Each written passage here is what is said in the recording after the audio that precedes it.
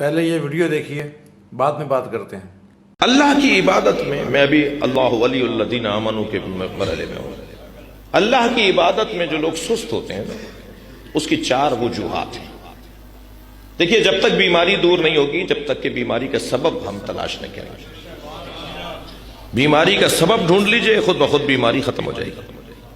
میں بیماری کا علاج جب ممکن ہے میرے لیے کہ جب میں اس کی علت کو ڈھونڈوں کہ یہ بیماری آئی کہاں سے آئی، اس کی جڑ کاٹ دوں، خود بخود بیماری ختم ہو جائے گی۔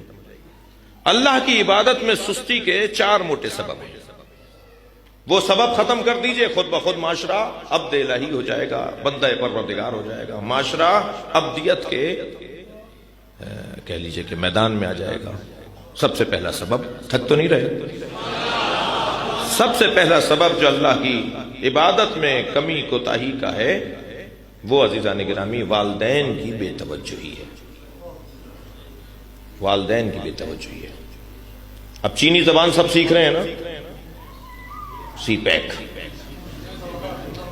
اس کا مطلب ہے کہ دنیا کی خاطر میں کچھ کر سکتا ہوں، مگر مجھے نماز نہیں پڑھنی آتی، تجوید نہیں ہے میری، مجھے سورہ الحمد صحیح نہیں پڑھنی آتی، جس کا قبر میں مجھ سے پوچھا جائے گا اس کے بارے میں توجہ نہیں کر رہا، مگر میں چینی زبان سیکھ رہا ہوں اس لیے کہ 4 پیسے ملیں گے۔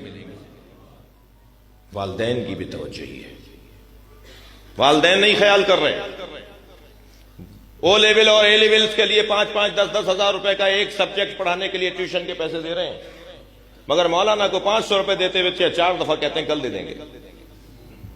جو قرآن پڑھانے آتے ہیں نا مولانا، انہیں کہتے ہیں کل دے دیں گے، پرسوں دے دیں گے، وہ بیچارہ 4 دفعہ مانگنے کے بعد پھر مانگے گا بھی نہیں، مگر ایسا بھی ہے کہ وہ پھر آئندہ دل سے پڑھائے گا بھی نہیں۔ ایک صاحب مجھ سے کہنے لگے ہمارے یہاں قرآن کے قاری نہیں ملتے، میں نے کہا اس لیے نہیں ملتے کہ ہماری توجہ نہیں ہے۔ ابھی آپ اعلان کر دیجئے کہ ہر قاری قرآن کو، ہر مدرسے قرآن کو ایک بچہ پڑھانے پر 5000 روپے ہدیہ دیا جائے گا، شاید ہر گلی میں، ہر گھر میں ہمیں قاری قرآن مل جائے۔ جی نظام ہے نا اللہ کا، پیٹ لگا ہوا ہے نا، بجلی پانی گیس کا بل آتا ہے نا، گاڑیوں کا خرچہ ہوتا ہے نا۔ ایک جگہ ہم گئے، وہ ایک صاحب لفافہ دینے لگے، کہنے لگے جی مولانا ہے حجت الاسلام ہے، انہیں لفافہ کیوں دے رہے ہو؟ انہوں نے کہا بھائی یہ تو حجت الاسلام ہے، ان کی گاڑی تو فیول، ان کی گاڑی تو پیٹرول کھاتی ہے، ان کی کار حجت الاسلام تھوڑی ہے۔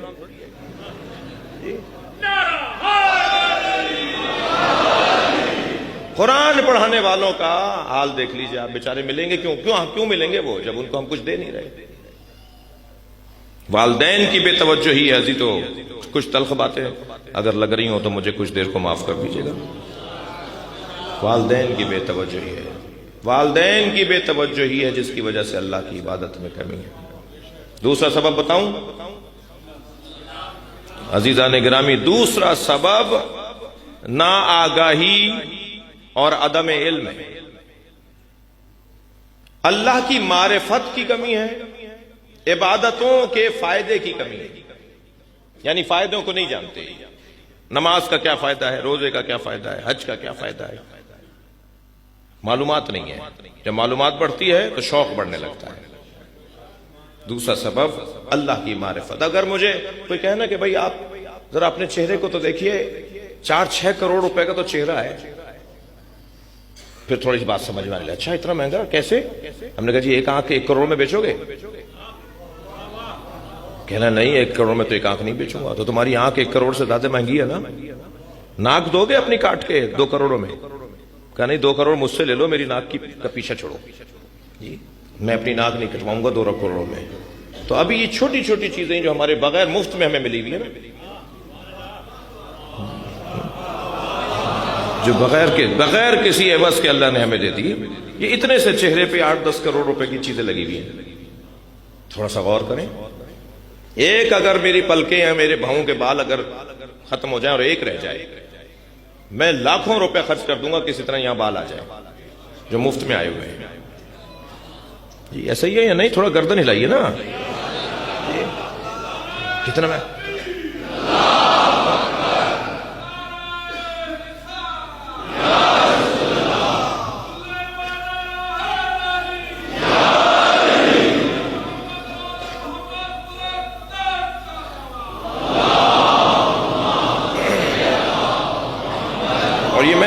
یہ میں نہیں کہہ رہا اللہ قرآن کہہ رہا ہے سنوریہم آیاتنا فی الآفاق وفی انفسہم، تم اپنے اوپر غور کرو ہم نے تمہیں کیا کیا دیا ہوا ہے۔ میں صرف اپنے اوپر غور کروں تو اربوں کھربوں روپے کا تو یہ مفت میں اللہ نے بدن دیا ہوا ہے، حق نہیں بنتا اس کا کہ اس کا شکریہ ادا کیا جائے، اس کے سامنے حاضری دے دی جائے، اس کا حق نہیں بنتا جی۔ اور یہ تو وہ نعمتیں ہیں عزیزان گرامی کہ جو مجھے نظر آ رہی ہیں، جو سامنے کی ہیں، روزانہ دیکھ رہا ہوں۔ مجھے تو سب سے بڑی نعمت کی وجہ سے اللہ کا شکر ادا کرنا چاہیے، وہ نعمت عظمی الہیہ ولایت علی ہے۔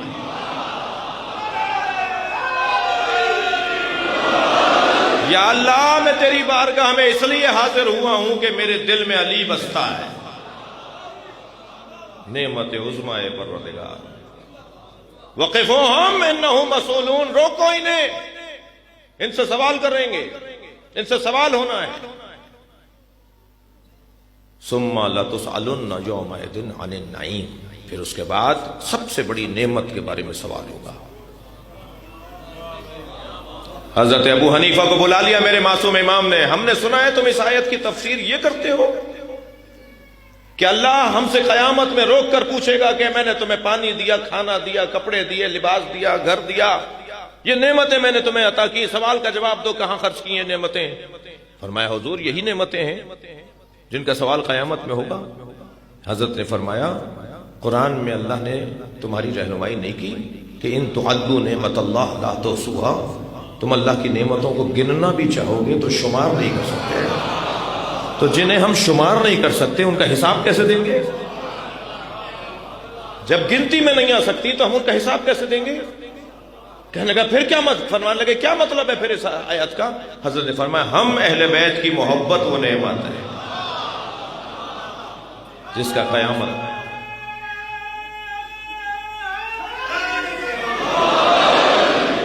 کا قیامت میں سوال ہوگا، ہم نے تمہیں محبت اہل بیت دی، یہ سب سے بڑی نعمت ہے۔ وَاذْكُرُوا نعمت اللہ علیکم، اللہ کی ایک نعمت کو بار بار دہراؤ۔ وہ ایک نعمت کون سی ہے بھائی؟ یا اللہ تو خود بتا دے وہ ایک نعمت کون سی ہے؟ وہ نعمت عظمی ولایت علی ہے۔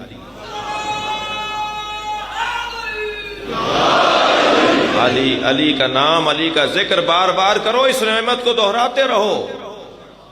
عزیزان گرامی خبردار یہ بات نہ کریں بار بار کہ بار بار علی علی کرنے سے، ہر بار علی علی کرنے سے کیا مل رہا ہے؟ نہیں عزیزو، جنہیں مل رہا ہے انہیں پتا ہے، جنہیں نہیں مل رہا وہ گلا کر رہے ہیں۔ الحمدللہ الحمدللہ مولا علی کا ذکر ہمیں بہتر انسان بنا رہا ہے۔ میں بات کر چکا ہوں، کرتا ہوں مختلف زاویوں سے، مختلف پہلوؤں سے، مولا علی کا ذکر ہمیں اچھا انسان بنا رہا ہے۔ جو علی سے وابستہ قبیلہ ہے نا، ان کی تصویر دوسروں سے اچھی ہے، ان کا چہرہ دوسروں سے بہت اچھا ہے۔ دنیا آج اس بات کو مان رہی ہے کہ ان کا چہرہ دوسروں سے بہت اچھا ہے۔ 56 اسلامی ممالک میں ایک ہی ملک تو ہے جہاں علی و ولی اللہ کی آواز آتی ہے، سرکاری سطح پر، ریاستی بنیادوں پر۔ جی آپ دیکھیے ساری دنیا کے مسلمانوں میں اچھا چہرہ انہی کا ہے۔ جی سب سے اچھا چہرہ انہی کا ہے، سب سے چہرہ آپ کا ہے، سب سے اچھا چہرہ آپ کا ہے۔ جی ہماری تو چال بتا رہی ہوتی ہے کہ علی کا چاہنے والا جا رہا ہے، ہمارا حلیہ بتا رہا ہوتا ہے اہل بیت سے وابستہ ہے، ہمارا رویہ بتا رہا ہوتا ہے میں اہل بیت سے جڑے ہوئے ہیں۔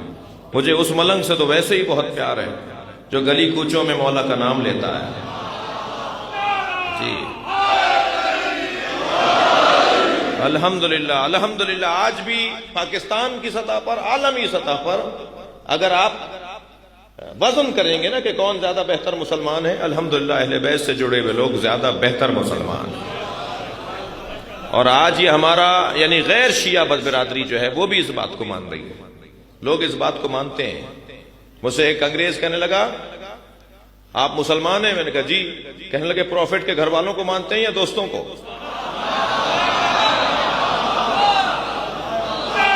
جی میں نے کہا پروفٹ کے گھر والوں، پروفٹ کے دوستوں کا احترام کرتے ہیں مگر پیروی گھر والوں کی کرتے ہیں۔ تو بے ساختہ کہنے لگا ہاں وہ جو گھر والوں کی پیروی کرتے ہیں نا وہ اچھے مسلمان ہیں. اگر ویڈیو اچھی لگے تو چینل کو سبسکرائب کر دیجیے گا تاکہ مزید ایسی ویڈیوز آپ تک پہنچ سکیں.